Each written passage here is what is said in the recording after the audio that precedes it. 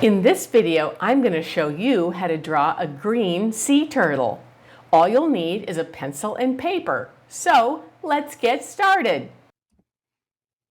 So I'll just kind of be doing some air drawing first, just looking at the parts. And I'm going to sort of just indicate this sort of 45-degree angle where our big green sea turtle is located. Going to draw just some really light circles just to basically place where I'm at. You'll see I don't do really any erasing in the beginning, and my pencil line is very light. Obviously, you can barely see it. And so, don't just copy me, just go, try to copy my steps. So we're going to get just that oval of the carapace. And I'm doing a lot of measuring, as I always do, double checking or ground truthing, as I call it, the widths and the lengths, and making sure it's going to fit on this piece of paper. So I kind of measure how far it is from the paper. And I always go over things a few times. So again, if you're new, we're just going to start getting a little bit of all the parts first, and then we go over them at least a couple more times to get more and more accurate. So I'm just getting the ovals of the main body parts first, and then we're going to put all the parts in of the different scoots on the carapace and the head and the eye and the tail, all that. So again, I still can't see any of your comments, but we're going to be drawing now anyway. So there's the rear flipper, the rear right flipper. Again, just lightly placing those lines. Have a feather-like touch. I want you to barely be touching the paper. We're just kind of getting the foundation down, just like when you're building a house and you pour the cement foundation first before you start building the walls. So now you see this is my first time erasing. I'm just kind of erasing some of those try lines, getting that outline ready to start firming up a little bit better. Okay, so now we're going to work on the head a bit more. We see its head and its neck, and it comes pretty close to that upper right edge of the paper. So its head that's covered by little scales, and then its wrinkly neck that's covered just by skin. And just double checking my proportions. We see lots of nice negative shapes here, and that's why I almost always put my images against white. So it's really easy if you're a new artist to look at the concepts that I talk about usually in my free courses that I mentioned earlier, the ideas of negative shapes. So we see negative shapes here between the head and the flipper, and over here. We see a nice negative shape here, this triangle. We see negative shapes between the back flippers and the tail. So those are the kinds of things I talk about, are shapes, angles, like the 45-degree angle of the whole body, alignments, like what is aligned with what, horizontally and vertically. So that kind of thing. So again, if you're new, or if you're struggling in general to keep up, I would go to my website afterwards below where it says click here for resources and sign up for my course, my free 3-part course called Stick Figures to Songbirds in 60 Minutes. It's not just about songbirds, but it's using a songbird as an example. And I thought that was a cute title because it all starts with S's. Anyway, again, I can't see any of your comments, and I'm not going to be answering things as we go along anyway, because we want to be drawing. So I'm going to start the video again. Just was mentioning those other drawing concepts. Now doing the forehead, the snout, the chin, the mouth, the jaw. You see a little angle to the jaw right there.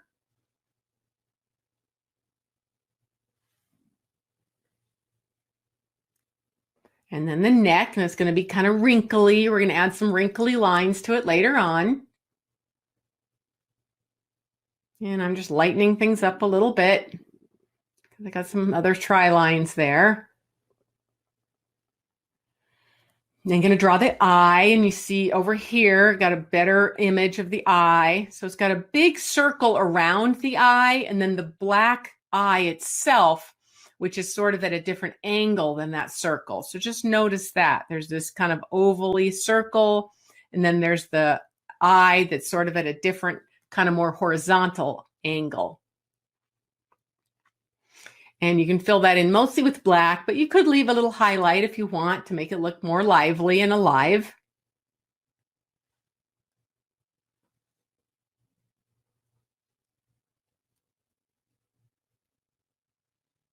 So yeah, just kind of double checking that this is the last time I'm gonna outline the head. Although you can make the mouth longer than I did. I think I do that later, but the mouth does open quite far back. Then his wrinkly neck.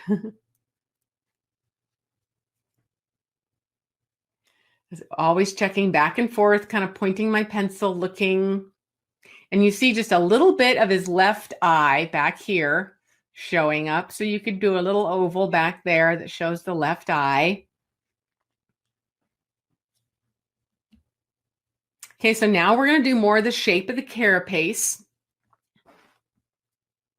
And we'll go back to that later and get the individual scutes. And those, you know, the kind of the shape and number of those scutes is related to identifying the species in both marine and terrestrial ones.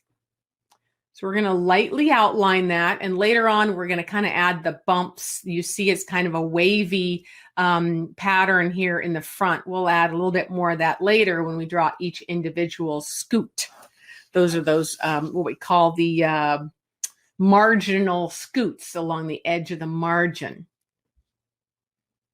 And then you also see, I'm drawing back here, you see just a little bit of those marginal scutes going around the back edge of the turtle's left side of his carapace.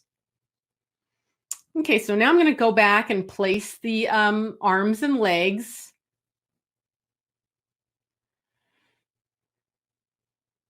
Kind of measuring where I'm at. It's kind of a big, thin triangle.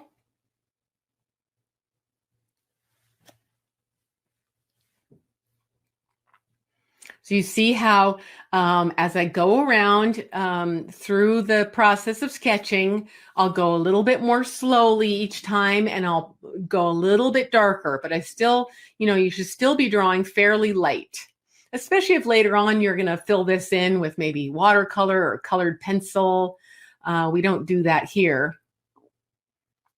Because see, you notice that I had that flipper too thick. So, you know, I just like to keep things really light so that I'm going to be more not afraid to erase and having left indentations with my pencil.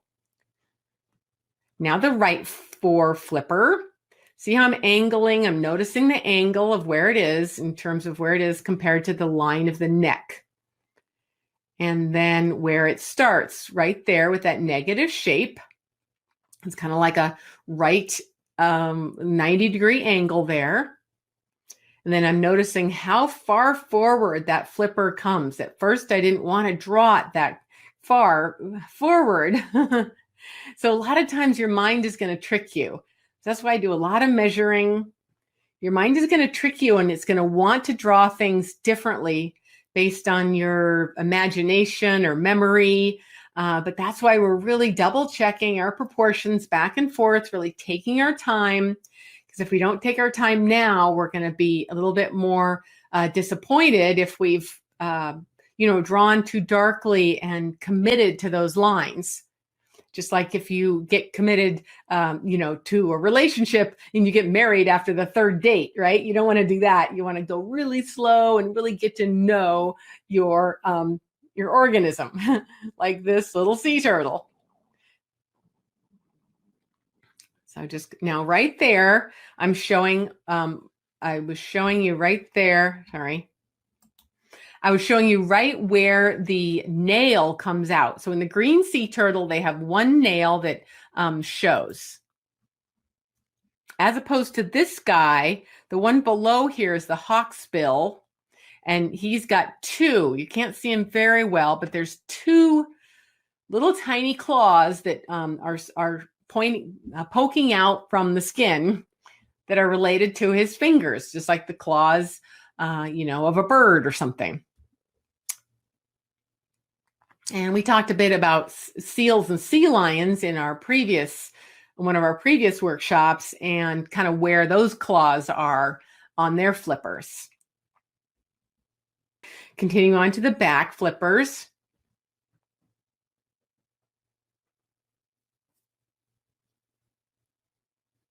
I think I made that a little bit too short there, that back left one. You can make it longer. But it's farther away from us, so we're not going to put as much detail in it, and we're going to make it look kind of blurry swimming anyway. And then a tiny little tail, because I think this is the female with that tinier tail. And then the rear right flipper.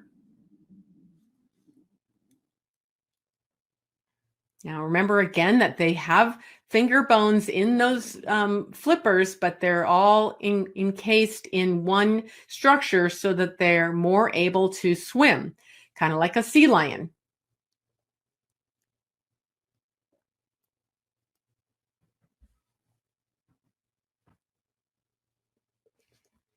Looking at angles again and alignments right there. That's what I'm doing with my pencil. I'm drawing a vertical line that kind of shows where that flipper is. And so it's a little bit shorter than that back one, and it's kind of coming towards us. So it's a little bit foreshortened, just like the right front flipper. And it's kind of a wavy edge there.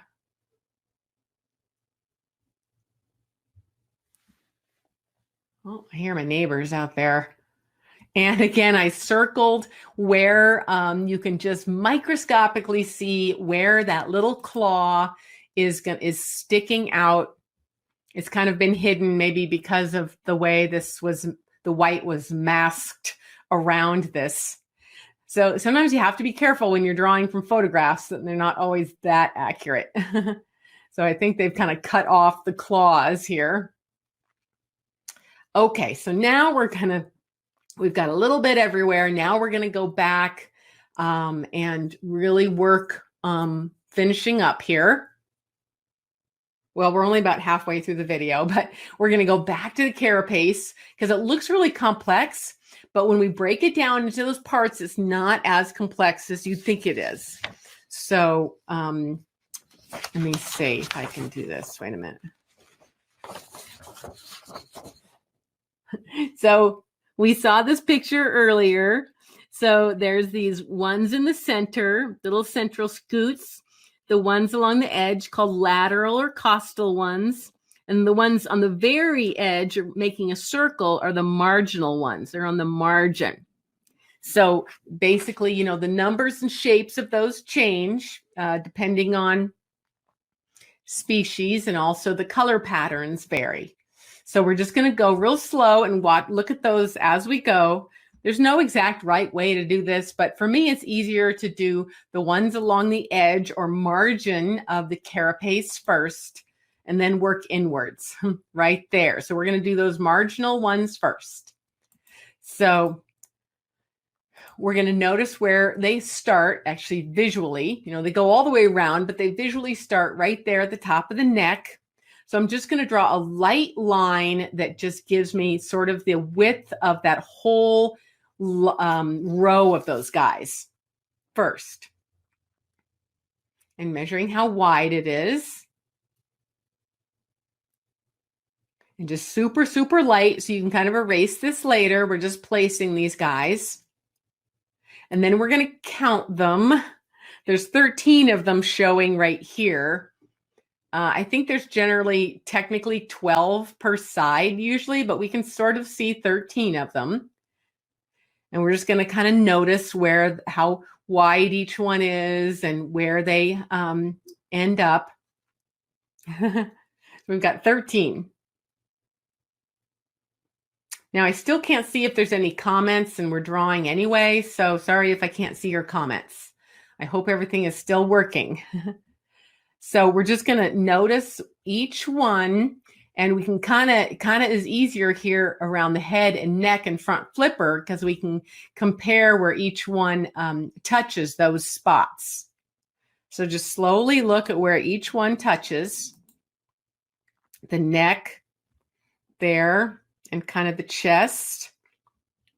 And we're going to get the shape of each one now.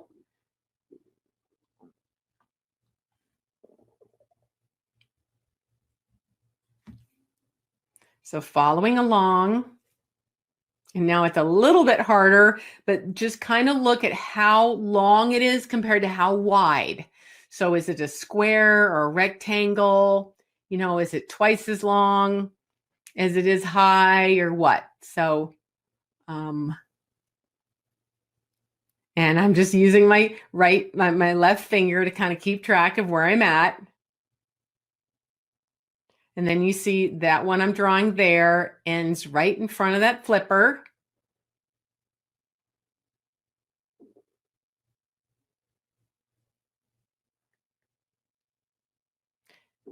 And then near the tail, and then it kind of wraps around the back because we can kind of see that one that's, they call the supracaudal scutes that are on top of the caudal region. Just a sec. So stop voting for things, you guys. Although the voting box where it says ask a question, that does seem to be working, and the chat box isn't. So if you have something really important to tell me, please put it in the ask a question, because that seems to be working and the chat box isn't. So if you have a burning question right now at this minute, so not what Hannah is asking. So please stop, Hannah. So if you have a question, I can see it. Hopefully you guys are catching up here with those, what do we call those guys? The marginal scutes. Okay, we're going to keep going because again, I'm going to run out of time. They're going to start with the, okay. So I'm just darkening those up now one last time because I'm pretty sure of their lengths and their widths, but this is one last time that you can kind of be sure.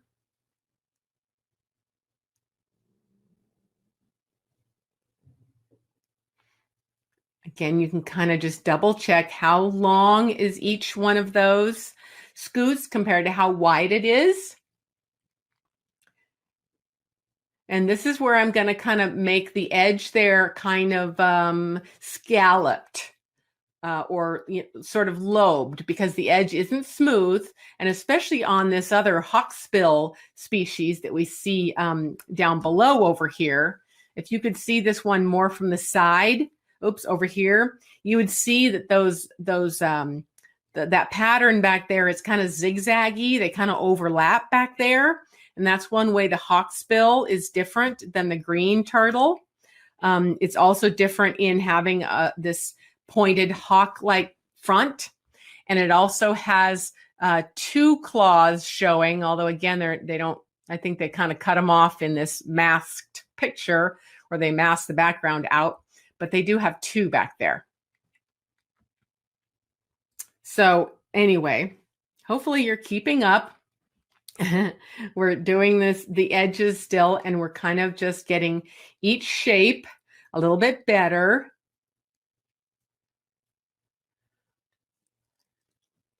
And then I'm also going to start to notice where those costal scutes are. So those, we see those right here at the edge.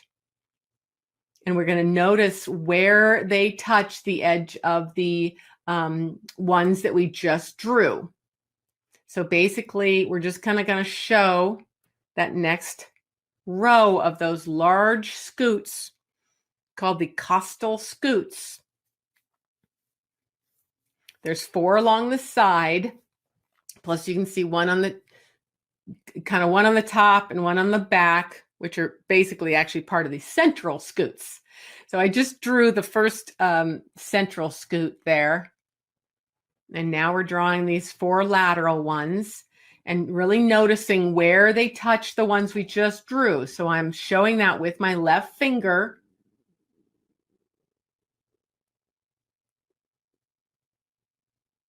You know, this isn't totally exact. Again, I'm not trying to teach you how to be a biological illustrator like I am. I'm just trying to teach you the kinds of parts you want to look at and draw. Maybe if you're in the field, if you're lucky enough to see a sea turtle like on a beach, although you shouldn't be this close to it, of course, you would be looking at it through binoculars, hopefully. Anyway, so we just finished those costal scutes. And now we've got the remainder of the central scutes. There's just 4 of those. And they're kind of this diamond shape, you can notice. And you might see it better at the, the image on the upper left here than the one I'm pointing at right now.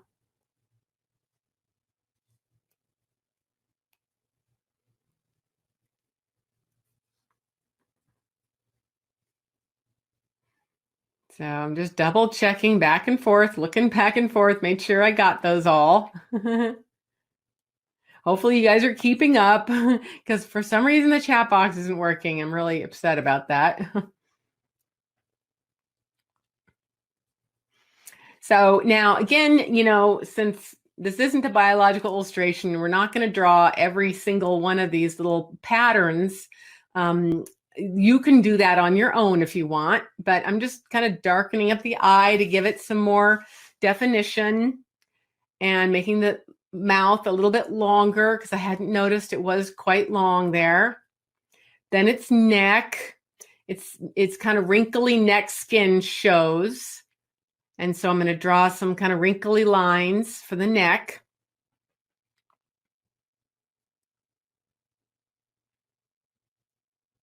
So it would take me a really long time to draw all of those other patterns on the head and the fins or flippers. So you can do that on your own. I'm sure you can do that better because it takes a bunch of concentration to look at all those. So I'm just going to, kind of wing it a little bit.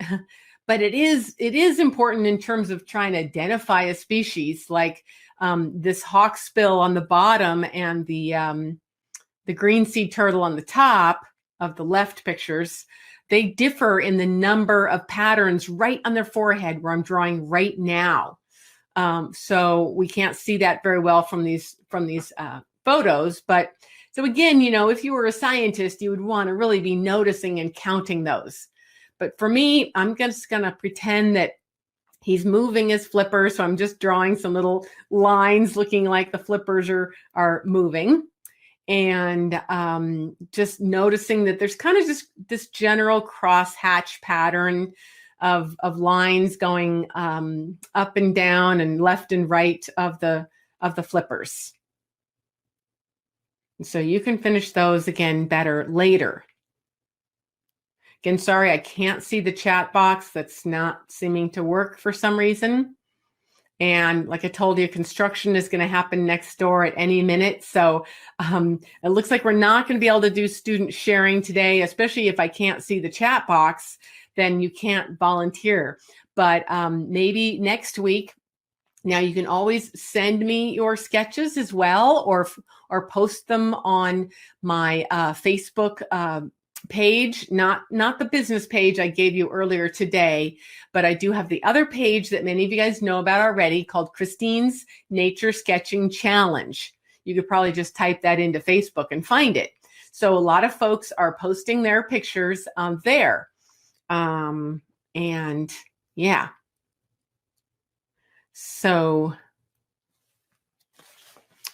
So anyway, I'm just kind of going to add some shadowing here and smear it a little bit just to kind of make it look like he's swimming. I didn't go into a lot of detail because I knew we'd have, we'd be running out of time today. Anyway, just blending it a little bit. You can blend it a lot more if you want. Now, I'm just going to darken up these scutes that are closest to us because I am just trying to give an indication of what part is closer. So I don't want this to look like, an outline for like a coloring page where all the lines would be emphasized equally. We want to start giving a little bit of more emphasis to the things that are closest to us, especially if, all we're going to be able to do is a line drawing like this. There aren't many other ways to show that. So I'm just strengthening a few of the lines of the parts that are closest to us, just to give it a little bit more emphasis of three-dimensional form. Because again, if you guys are new, I'm trying to show people how to sketch quickly in the field. I'm not trying to teach you to be a biological illustrator or to draw illustrations that would be like in a field guide to turtles of the world, but to draw fairly light and loose, just enough to show the parts that help to identify what species it is. And so anyway, in the field, you might only have time for a pencil sketch and just a little tiny bit of shading like we did here.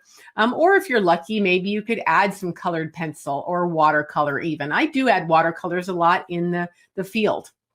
Well, that's it for my demonstration of how to draw a green sea turtle. You can keep working on your turtle if you'd like and add some more details to the head and the flippers and the carapace if you'd like. So I hope you enjoyed this. Take care. Bye-bye.